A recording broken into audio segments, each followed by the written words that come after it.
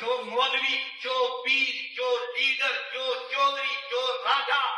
جو جاٹ اور جو میں کہتا ہوں کہ جس قبیلے کا ہو، سید ہو، سادات میں سے ہو، کس قوم و قبیلے میں سے ہو، چاہے وہ لیڈر ہو کہ ڈیلر ہو،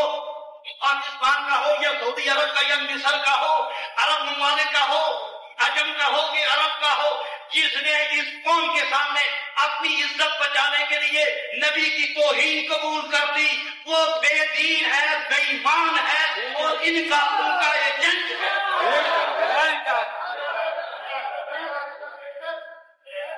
بے دین نہ ہمارا ایمان ہے، نہ پیر ہے، نہ مولوی ہے، نہ اس کے پیچھے دماغ قائم ہے اور نہ اس کو سلام دینا جا رہا ہے۔ تم ایسے پہلو سے دور رہو کہ اپنی ضلالت میں تمہیں بھی شریک نہ کر دے۔